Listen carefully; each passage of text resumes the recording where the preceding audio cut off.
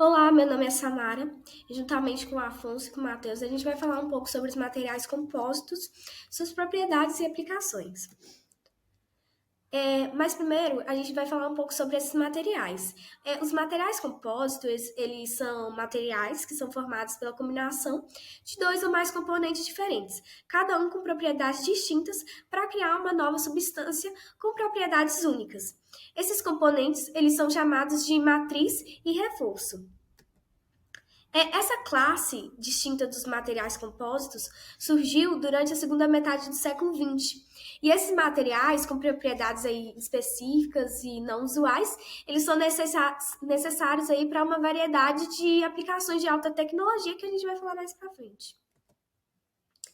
Então, a gente pode dividir os compostos em quatro classes: os compostos reforçados com partículas, os compostos reforçados com fibras, os nanocompostos e os compostos estruturais, cada um com uma fase de espécie diferente.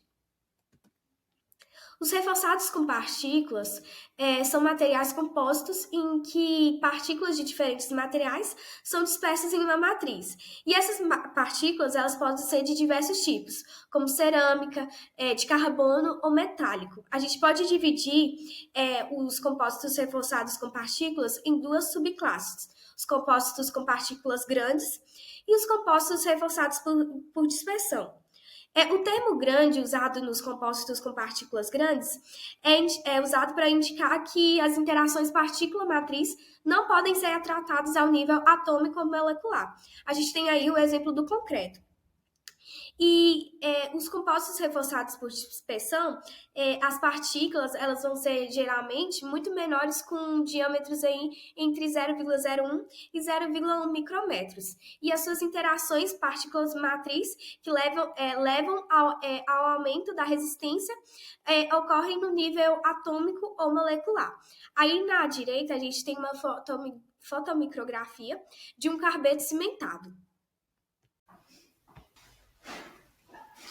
Os compostos reforçados por fibras, como fibra de vidro, carbono, oramida, eles são materiais em que essa fibra ela é incorporada em uma matriz com o objetivo de melhorar suas propriedades, como a resistência mecânica, rigidez, resistência à tração e resistência ao desgaste. Algumas coisas vão influenciar nessas propriedades, como o arranjo das fibras, a orientação das fibras uma em relação às outras, a concentração de fibras e sua distribuição, e também o comprimento da fibra. Um compósito estrutural, ele vai consistir em um compósito que consiste em múltiplas camadas e normalmente elas são de baixa massa específica. Ele é usado em aplicações que exigem integridade estrutural, resistência à tração, compressão e torção.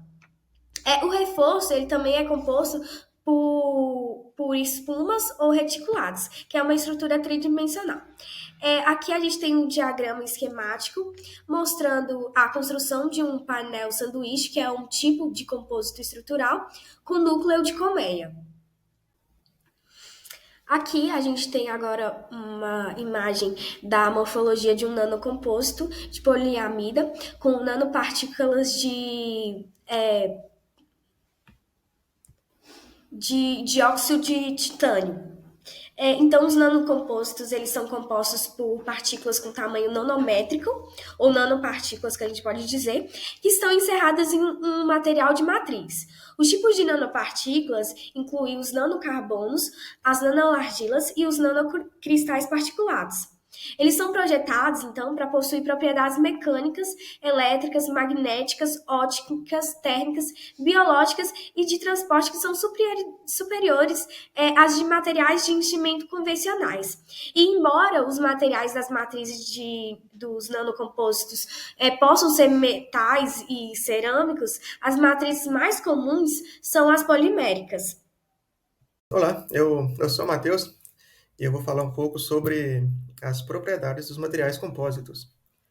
Lembrando que os materiais compósitos, eles podem ser constituídos por diferentes fases, normalmente duas fases, a fase contínua e a fase dispersa, sendo a fase contínua também conhecida como matriz do compósito.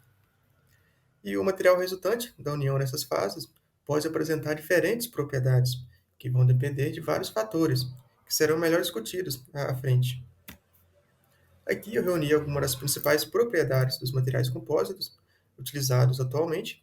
Essas propriedades podem variar dependendo do tipo de material, mas normalmente as propriedades mais encontradas são essas, né?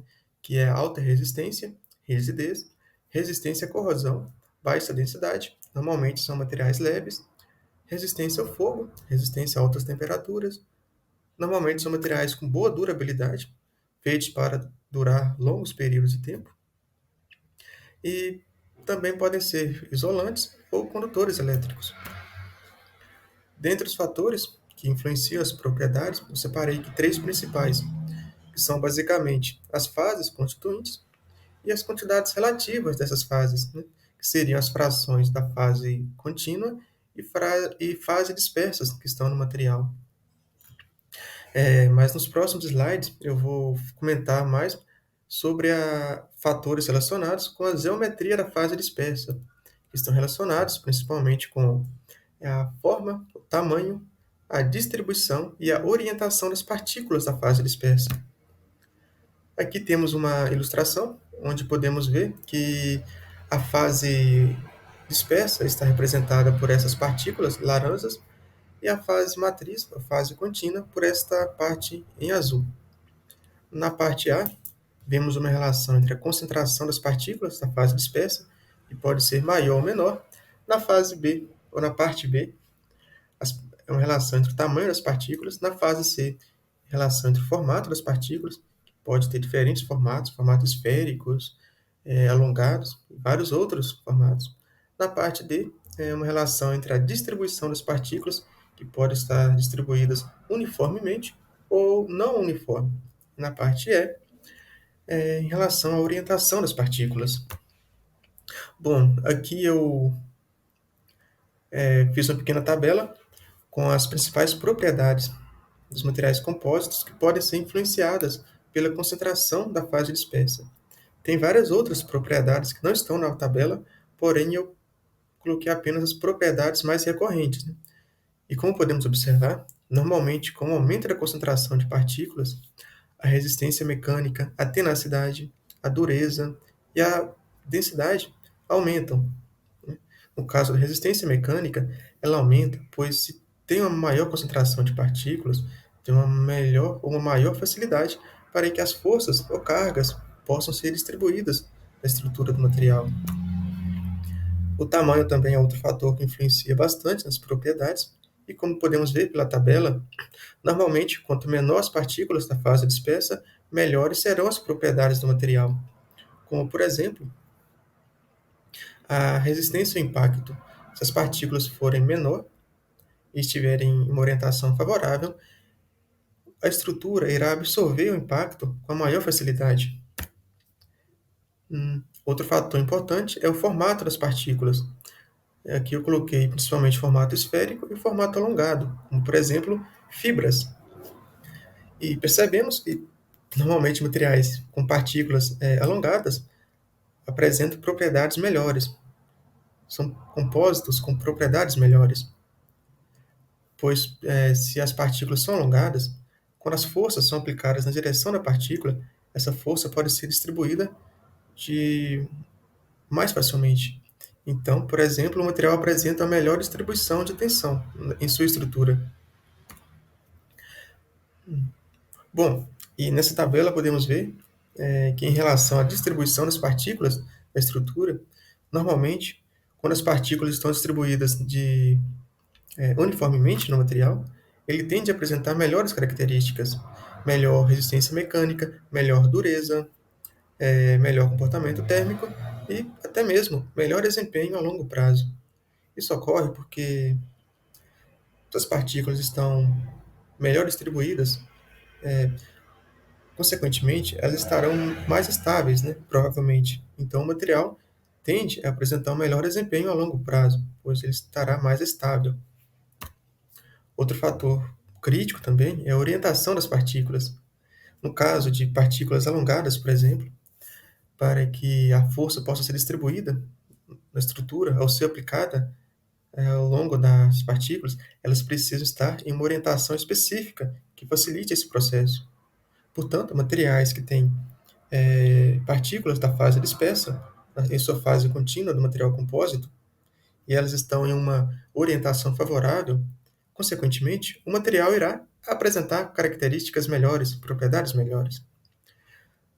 Bom, aqui eu fiz apenas um resumo dos principais fatores que influenciam as propriedades dos materiais.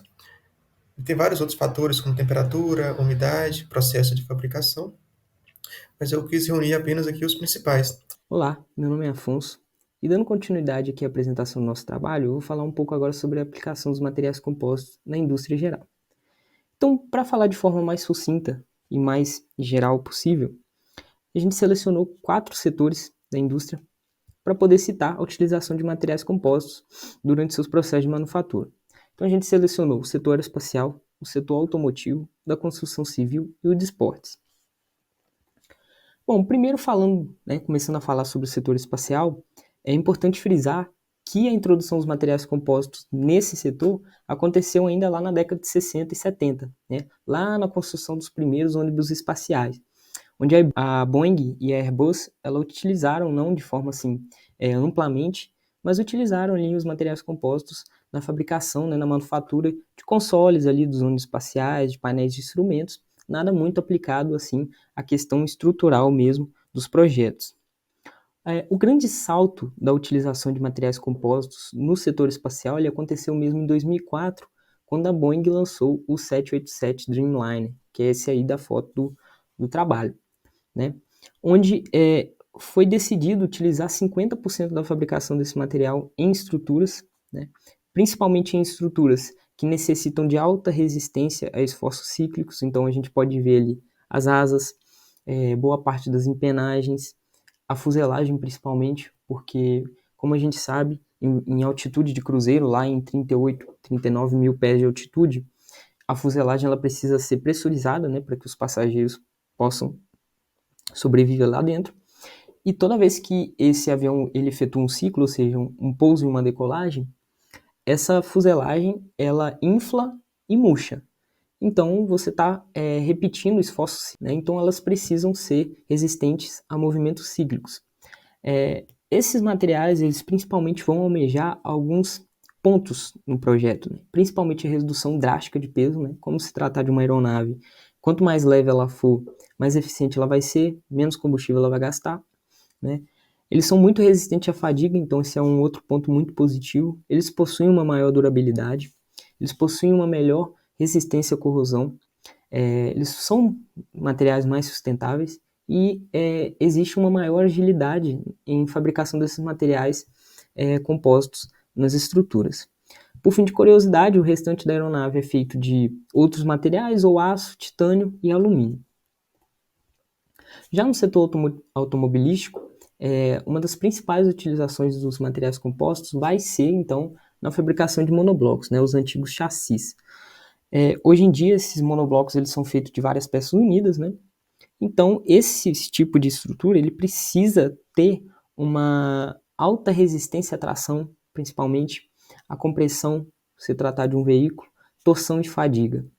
Novamente, são fatores que vão postergar em várias aplicações de materiais compostos, assim como suas características principais de melhorias ao sendo utilizado um material composto ao invés de um aço, por exemplo, que são, novamente, a redução drástica de peso, principalmente em veículos esportivos, que visam performance, resistência à corrosão, novamente, maior durabilidade, maior sustentabilidade e maior agilidade em fabricação. Aqui é um carro da McLaren, que está sendo fabricado, é um carro esportivo, novamente. Esse tipo de material ele ainda não está muito presente nos carros de entrada, nos carros assim populares, por assim digamos, são mais utilizados mesmo em carros esportivos. Já no setor da construção civil é muito comum a gente ver materiais compostos em caixa d'água, em piscinas, alguns materiais mesmo são utilizados para impermeabilização de alguns vazamentos, Em alguns casos são utilizados como moldes de estruturas, Você tem uma modelagem em gesso, que o molde é feito de material composto, geralmente fibra de vidro. e várias outras aplicações, até mesmo estruturas de prédio, né?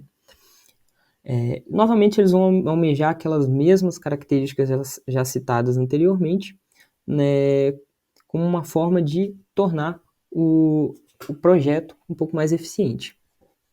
E já no ramo esportivo, ainda existe uma vasta gama de aplicações de materiais compostos, principalmente visando performance, né? Quanto mais leve o material ou o objeto de trabalho do esportista, maior vai ser a eficiência dele durante a prova, né? Pensando ali num taco de golfe que é bem leve, né? Ou uma prancha de snowboard que não é tão pesada pro atleta, até mesmo uma prancha de surf, ou até mesmo próteses, né, para atletas especiais.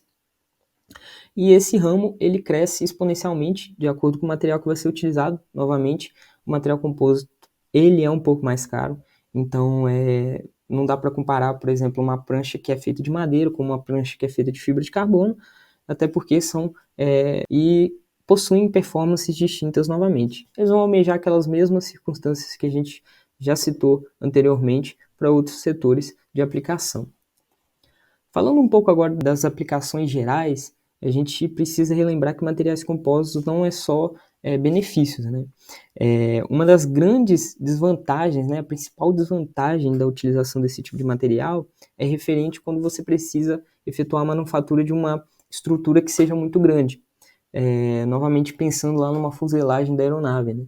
Geralmente essas fuselagens elas são fabricadas em seções, até porque se você fosse fazer uma fuselagem daquele tamanho, era muito difícil de você encontrar uma autoclave que coubesse essa fuselagem inteira, né?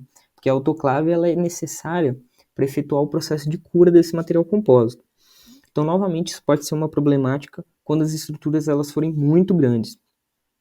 Outras vantagens da utilização dos materiais compostos é que seu custo ainda de produção ele é muito caro, é muito alto. Então, visando isso posteriormente, de acordo com a utilização, né, a vasta utilização desses materiais na indústria, pensa-se que esse custo pode ser reduzido, mas no momento ele ainda possui um alto custo de produção.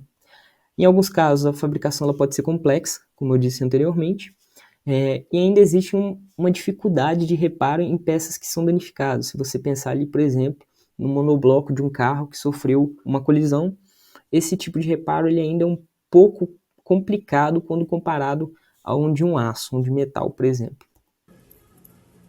Aqui na universidade, a gente tem uma aplicação vasta de materiais compostos no projeto Aerovale Aerodesign, né, que é a equipe de competição Aerodesign dali da Engenharia Mecânica, do ICT, onde a gente costuma utilizar bastante materiais compostos, como fibra de vidro, fibra de carbono, resina epóxi, resina poliéster, Kevlar, Honeycomb, né, por se tratar de um projeto que visa competitividade e eficiência e que tenha que ter o menor peso possível. Aí tem algumas aplicações nas fuselagens das aeronaves, trem de pouso principal, parede de fogo, o sanduíche com núcleo em balsa e laminação de fibra de vidro e várias outras aplicações dentro do projeto.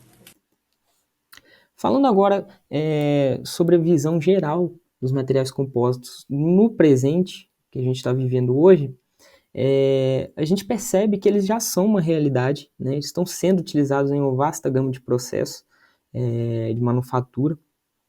E como eu disse anteriormente, no futuro, pensa-se que ainda tem um salto ainda maior da utilização desse tipo de material e com isso vem a redução de custo de manufatura utilizando esses tipos de materiais.